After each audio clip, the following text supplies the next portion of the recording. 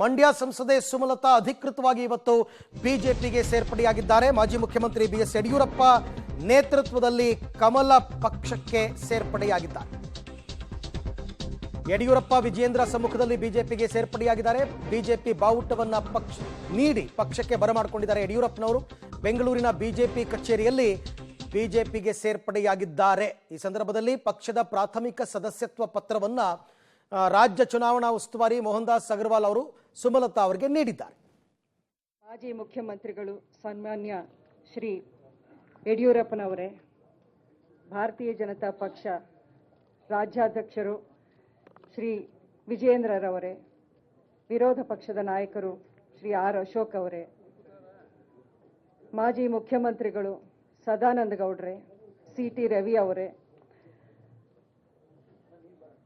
ಮಂಡ್ಯ ಜಿಲ್ಲೆಯ ಮೊದಲ ಭಾರತೀಯ ಜನತಾ ಪಕ್ಷದ ಶಾಸಕರು, ಮಾಜಿ ಸಚಿವರು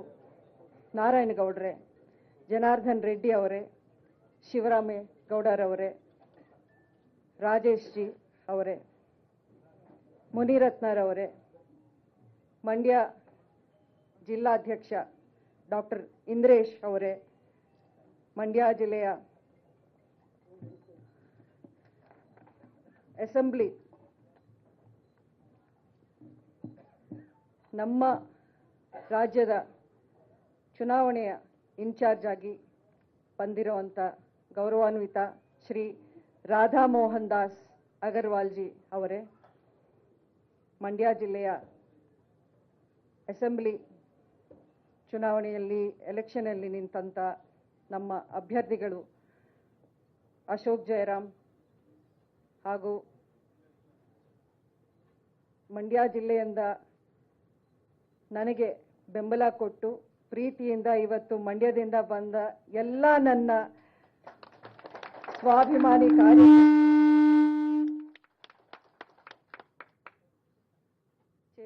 ಚೇತನ್ ಗೌಡ ಹಾಗೂ ಎಲ್ಲ ಗಣ್ಯರಿಗೂ ಎಲ್ಲ ಸದಸ್ಯರಿಗೂ ನನ್ನ ಆತ್ಮೀಯ ನಮಸ್ಕಾರಗಳನ್ನು ಮೊದಲನೇದಾಗಿ ತಿಳಿಸೋಕೆ ಇಷ್ಟಪಡ್ತೀನಿ.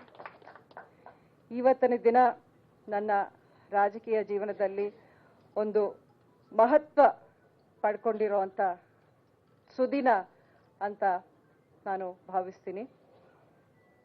5 ವರ್ಷಗಳ ಹಿಂದೆ ಒಂದು ಐತಿಹಾಸಿಕ ಗೆಲುವು ನನ್ನ ಕ್ಷೇತ್ರವಾದ ಮಂಡ್ಯದಲ್ಲಿ ನನಗೆ ಸಿಕ್ಕಿತ್ತು. ಆ ಚುನಾವಣೆ, ಆ ಸಂದರ್ಭ ಅದು ನಿಜಕ್ಕೂ ಎಂದೆಂದೂ ಮರೆಯುವಂಥದ್ದಿಲ್ಲ. ಸಾಕಷ್ಟು ಶಕ್ತಿಯನ್ನ ನನ್ನ ಬೆಂಬಲಿಗರು, ಮಂಡ್ಯ ಅಂಬರೀಷ್ ಅಭಿಮಾನಿಗಳ ಒಂದು ಬಳಗ ನನ್ನ ಜೊತೆಯಲ್ಲಿ ಬೆನ್ನೆಲುಬಾಗಿ ನಿಂತು ನನಗೆ ಆವತ್ತಿನ ದಿನ ಸಹಕಾರ ಕೊಟ್ಟರು. ಜೊತೆಗೆ ಭಾರತೀಯ ಜನತಾ ಪಕ್ಷವು ನನಗೆ ಬಾಹ್ಯ ಬೆಂಬಲವನ್ನು ಕೊಟ್ಟು ಸಾಕಷ್ಟು ಶಕ್ತಿಯನ್ನು ಆವತ್ತಿನ ದಿನ ನಾನು ತುಂಬಿದೆ.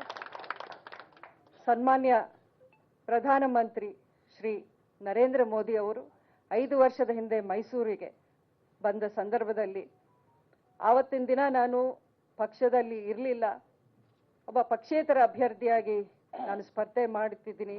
ಆದ್ರೂ ಅವರು ನನ್ನ ಪರವಾಗಿ ಮತಗಳನ್ನು ಕೇಳಿ ಸಹಕಾರವನ್ನು ಕೊಡಿ ಅಂತ ಜನರಲ್ಲಿ ಪ್ರಚಾರ ಮಾಡಿದ್ದನ್ನು ನಾನು ಎಂದೆಂದಿಗೂ ಮರೆಯುವಂಥದ್ದಿಲ್ಲ. ಅಂಬರೀಷ್ ಅವ್ರಿಗೂ ಆವತ್ತಿನ ದಿನ ಅವ್ರು ಸಲ್ಲಿಸಿರುವಂಥ ಗೌರವ ಅವರ ಅಭಿಮಾನಿಗಳೆಲ್ಲರೂ ಇವತ್ತಿಗೂ ನೆನಪಿಟ್ಕೊಂಡಿದ್ದಾರೆ. ಅಷ್ಟೇ ಅಲ್ಲ, ಈ ಒಂದು 5 ವರ್ಷಗಳ ಪ್ರಯಾಣ ನಂದು ಪಾರ್ಲಿಮೆಂಟಲ್ಲಿ ನಾನು ಸಾಕಷ್ಟು ಕಲ್ತಿದ್ದೀನಿ, ಸಾಕಷ್ಟು ಅನುಭವ ನನಗೂ ಆಗಿದೆ. ಅಂಬರೀಷ್ ಅವರು 25 ವರ್ಷಗಳು ಕಾಂಗ್ರೆಸ್ ಪಕ್ಷದಲ್ಲಿ ಇದ್ದಂಥವ್ರೆ. ಸೊ ನಾವು ಆ ಒಂದು ದೃಷ್ಟಿಕೋನದಿಂದಾನೇ ರಾಜಕೀಯವನ್ನ ದೂರದಿಂದ ನೋಡ್ಕೊಂಡು ಬಂದವರು. ಆದರೆ ನಾನು ಪಾರ್ಲಿಮೆಂಟ್ಗೆ ಬಂದ ನಂತರ ನನಗೆ ಸಾಕಷ್ಟು ಒಡನಾಟ, ನನಗೆ ಮಾರ್ಗದರ್ಶನ, ಇವತ್ತು ಸದಾನಂದ ಗೌಡರು ನನ್ನ ಜೊತೆಲಿ ಪಕ್ಕದಲ್ಲಿ ಕೂತಿದ್ದಾರೆ, ಸಾಕಷ್ಟು ಮಾರ್ಗದರ್ಶನ ಹಿರಿಯರು ಭಾರತೀಯ ಜನತಾ ಪಕ್ಷದ ನಾಯಕರಿಂದ ನನಗೆ ಸಿಕ್ಕಿದೆ. ಅದೆಲ್ಲದಕ್ಕೂ ನಾನು ಇವತ್ತು ಧನ್ಯವಾದಗಳನ್ನು ನಾನು ಹೇಳಲೇಬೇಕು. ಯಾಕೆಂದರೆ ಅದೇ ನನಗೆ ಒಂದು ಸ್ಫೂರ್ತಿ, ಒಂದು ಮಾರ್ಗದರ್ಶನವಾಗಿದೆ. ಮುಖ್ಯವಾಗಿ ಹೇಳಬೇಕು ಅಂದರೆ ನನ್ನ ಇನ್ಸ್ಪಿರೇಷನ್ ಅಂತ ಹೇಳೋಕೆ ಇಷ್ಟಪಡ್ತೀನಿ. ನಮ್ಮ ದೇಶದ ಪ್ರಧಾನಮಂತ್ರಿ ಶ್ರೀ ನರೇಂದ್ರ ಮೋದಿ ಅವರು, ಅವರ ನಾಯಕತ್ವ, ಅವರ ಪರಿಕಲ್ಪನೆ, ಅವರ ಕನಸುಗಳೇನಿವೆ, ಒಂದೊಂದು ನಿಜಕ್ಕೂ ಒಂದೊಂದು ದಿನ ಅವರ ಒಂದು ಭಾಷಣ ನಾನು ಪಾರ್ಲಿಮೆಂಟಲ್ಲಿ ಕೇಳಿದಾಗ ಒಂದು ಹೊಸ ಸ್ಫೂರ್ತಿ, ಹೊಸ ಒಂದು ತಿಳುವಳಿಕೆ ನನಗೆ ಸಿಕ್ದಂಗಾಯ್ತು. ಇವೆಲ್ಲ ಈ 5 ವರ್ಷಗಳು ಹಂತವಾಗಿ ನಾನು ನೋಡ್ಕೊಂಡು ಬಂದಾಗ ಭಾರತೀಯ ಜನತಾ ಪಕ್ಷ ಸೇರುವುದೇ ಉತ್ತಮ ಒಂದು ನನ್ನ ಆಯ್ಕೆ ಆಗಿರುತ್ತೆ ಅಂತ ನನಗೆ ಅನಿಸಿತ್ತು. ಹಾಗೇನೆ ಇಲ್ಲಿ ನಮ್ಮ ರಾಜ್ಯದಲ್ಲಿ ಬಂದಾಗ ಸನ್ಮಾನ್ಯ ಶ್ರೀ ಯಡಿಯೂರಪ್ಪನವರು ರಾಜ್ಯದ ಮುಖ್ಯಮಂತ್ರಿಗಳಾಗಿದ್ದಾಗ ನನಗೆ ಸಾಕಷ್ಟು ಸಹಕಾರವನ್ನು ಕೊಟ್ಟರು. ನಾನು ಅವರು ಮುಖ್ಯಮಂತ್ರಿಯಾಗಿ ಚಾರ್ಜ್ ತಗೊಂಡ ನೆಕ್ಸ್ಟ್ ಡೇನೆ ಅವರು ಡೆಲ್ಲಿಯಲ್ಲಿ ಒಂದು ಸಭೆಯನ್ನು ಕರೆದಾಗ ಫಸ್ಟ್ ಕರೆದು ಕೇಳಿದ್ರು, ನಿಮ್ಮ ಜಿಲ್ಲೆಯಲ್ಲಿ ಏನು ಸಮಸ್ಯೆ ಇದೆ ಹೇಳಿ, ನಾನೆಲ್ಲ ಮಾಡಿಕೊಡ್ತೀನಿ ಅಂತ. ನಾನು ನನ್ನ ಜಿಲ್ಲೆಯ ಮೈಶುಗರ್ ಕಾರ್ಖಾನೆ ಒಂದು, ನೀವು ಅದನ್ನು ಏನಾದರೂ ಮಾಡಿ ನೀವು ಓಪನ್ ಮಾಡಿಸ್ಲೇಬೇಕು, ಎಷ್ಟೋ ವರ್ಷಗಳಿಂದ ಸ್ಥಗಿತಗೊಂಡಿತ್ತು ಅಂತ ಹೇಳಿದಾಗ ಅವರು ಒಂದು ದೃಢ ನಿರ್ಧಾರವನ್ನು ತಗೊಂಡು ಅಧಿಕಾರಿಗಳನ್ನು ಕರೆದು ಸಾಕಷ್ಟು ಸಭೆಗಳನ್ನು ಮಾಡಿ ಅದಕ್ಕೆ ಪೂರಕವಾಗಿ ಒಂದಷ್ಟು ಕ್ರಮಗಳನ್ನು ಅವರು ತಗೊಂಡ್ರು. ಆನಂತರ ಶ್ರೀ ಬೊಮ್ಮಾಯಿ ಅವರು ಬಂದು ಅದಕ್ಕೆ 50 ಕೋಟಿ ಅನುದಾನವನ್ನು ಕೊಟ್ಟು ಎಷ್ಟು ದಶಕಗಳಿಂದ ಬಂದಾಗಿದ್ದ ಮೈಶುಗರ್ ಕಾರ್ಖಾನೆಯನ್ನ ಅವರು ತೆರೆಯುವಂತ ಒಂದು ಕೆಲಸವನ್ನ ಮಾಡಿದ್ರು. ಇವತ್ತಿನ ದಿನ ಯಾರೇ ಬಂದು ಅದಕ್ಕೆ ಬೇರೆ ಬೇರೆ ಅವರು ಅದಕ್ಕೆ ಕ್ರೆಡಿಟ್ನ ತಗೊಳ್ಳೋವಂತ ಉದ್ಘಾಟನೆ ಆದ್ಮೇಲೆ ಮತ್ತೆ ಪುನರುದ್ಘಾಟನೆನ ಮಾಡ್ತಾ ಇದ್ದಾರೆ ಇವತ್ತು ನಮ್ಮ ಜಿಲ್ಲೆಯಲ್ಲಿ. ಇದಕ್ಕೆ ಆನ್ಸರು ಜನನೇ ಕೊಡಬೇಕಾಗತ್ತೆ. ಯಾಕೆಂದ್ರೆ ನಮ್ಮ ಅವಧಿಯಲ್ಲಿ ಅಥವಾ ಬಿಜೆಪಿ ಸರ್ಕಾರ ಇಲ್ಲಿ ಮಂಡ್ಯ ಜಿಲ್ಲೆಗೆ ಕೊಟ್ಟಿರುವಂತ ಕೊಡುಗೆ ಏನಿದೆ ಅದು ಬಿಜೆಪಿ ಪಕ್ಷಕ್ಕೆ ಸೇರಬೇಕೇ ಹೊರತು ಅದು ಬೇರೆ ಬೇರೆ ಅವರು ಬಂದು ಈಗ ಕ್ಲೇಮ್ ಮಾಡ್ತಿರೋದು ನಿಜಕ್ಕೂ ಸರಿ ಇಲ್ಲ ಅಂತ ನನ್ನ ಅನಿಸಿಕೆ. ಅಷ್ಟೇ ಅಲ್ಲ, ಒಂದು ನೇರವಾದ ಅಂದ್ರೆ ನುಡಿದಂತ ನಡೆಯೋ ಒಂದು ನಾಯಕತ್ವ ಅಂದ್ರೆ ಅದು ನಾನು ಕಂಡಿದ್ದು ಮೋದಿಜಿ ಅವರಲ್ಲೇನೆ.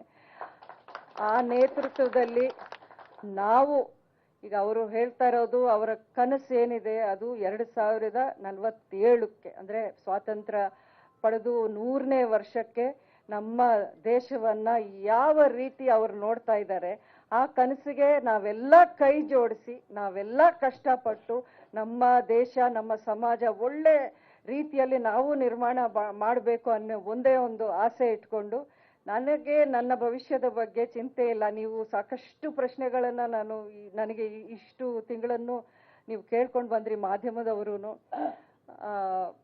ನನ್ನ ಭವಿಷ್ಯಕ್ಕಿಂತ ನನ್ನ ಜಿಲ್ಲೆ, ನನ್ನ ದೇಶ, ನನ್ನ ರಾಜ್ಯ ಇದು ನನಗೆ ಮುಖ್ಯ. ಈ ಒಂದು ಉದ್ದೇಶ ಇಟ್ಕೊಂಡು ಇವತ್ತು ನಾನು ಅಧಿಕೃತವಾಗಿ ಭಾರತೀಯ ಜನತಾ ಪಕ್ಷವನ್ನ ಸೇರೋದು ನನಗೆ ಅತ್ಯಂತ ಹೆಮ್ಮೆ ಹಾಗೂ ಸಂತೋಷದ ವಿಷಯವಾಗಿದೆ. ಮುಂದಿನ ದಿನಗಳಲ್ಲಿ ಪಕ್ಷದ ವತಿಯಿಂದ ಪಕ್ಷದ ಸದಸ್ಯರು, ಪಕ್ಷದ ಕಾರ್ಯಕರ್ತರು, ಹಿರಿಯ ನಾಯಕರು ನಿಮ್ಮೆಲ್ಲರ ಒಂದು ಸಹಕಾರ, ಆಶೀರ್ವಾದ ನನಗೆ ಇರುತ್ತೆ ಅಂತ ನಾನು ಆಶಿಸ್ತೀನಿ. ಹಾಗೆ ಮಾಧ್ಯಮದ ಮಿತ್ರರು, ನೀವು ಈ 5 ವರ್ಷಗಳ ಕಾಲ ನನಗೆ ಸಾಕಷ್ಟು ಮೀಡಿಯಾ ಸ್ಪೇಸ್ನು ಕೊಟ್ಟಿದ್ದೀರಾ. ಅದಕ್ಕೆ ನಿಮ್ಮ ಬೆಂಬಲಕ್ಕೆ ನಿಮಗೂ ನಾನು ಧನ್ಯವಾದಗಳನ್ನು ಹೇಳ್ತಾ ನನ್ನ ಮಾತನ್ನು ಮುಗಿಸ್ತೀನಿ. ಜೈ ಹಿಂದ್, ಜೈ ಕರ್ನಾಟಕ, ಜೈ ಭಾರತೀಯ ಜನತಾ ಪಕ್ಷ. ಬಿಜೆಪಿಗೆ ಸೇರ್ಪಡೆಯಾಗ್ತಾ ಇರ್ತಕ್ಕಂಥದ್ದು ಭವಿಷ್ಯದ ಉತ್ತಮ ನಿರ್ಧಾರ ಅಂತ ಅನಿಸ್ತಾ ಇದೆ ಅನ್ನೋ ಮಾತನ್ನ ಸುಮಲತಾ ಅವರು ಹೇಳಿದ್ರು. ಜೊತೆಗೆ ಹೆಜ್ಜೆ ಹೆಜ್ಜೆಗೂ ಪ್ರಧಾನಿ ಮೋದಿಯವರನ್ನ ಕೊಂಡಾಡಿದ್ರು. ಮೋದಿಯವರೇ ನನಗೆ ಪ್ರೇರಣೆ, ಅವರು ನುಡಿದಂತೆ ನಡೆಯುವಂತಹ ವ್ಯಕ್ತಿತ್ವ ನನಗೆ ಬಹಳ ಇಷ್ಟ ಆಯಿತು. ಹಾಗಾಗಿ ಸಾಕಷ್ಟು ಚರ್ಚೆ ಮಾಡಿ ಯೋಚನೆ ಮಾಡಿ ಕೊನೆಗೆ ಭಾರತೀಯ ಜನತಾ ಪಾರ್ಟಿಗೆ ಸೇರಬೇಕು ಅಂತಕ್ಕಂಥ ನಿರ್ಧಾರಕ್ಕೆ ನಾನು ಬಂದೆ. ಆರಂಭದಿಂದ ಅಂದರೆ ಅವರ ಕಳೆದ ಬಾರಿಯ ಹೋರಾಟ ಏನಾಗಿತ್ತು ಚುನಾವಣೆ ಸಂದರ್ಭದಲ್ಲಿ, ಅಲ್ಲಿಂದ ಹಿಡಿದು ಇಲ್ಲಿಯ ತನಕ ಏನೇನಾಯಿತು ಎಲ್ಲ ವಿಚಾರಗಳನ್ನು ಕೂಡ ಹೇಳಿ ಎಲ್ರಿಗೂ ಧನ್ಯವಾದವನ್ನು ತಿಳಿಸಿ ಕೊನೆಗೆ ಅವರು BJPಗೆ ಸೇರ್ಪಡೆಯಾಗಿದ್ದಾರೆ ಅಧಿಕೃತವಾಗಿ.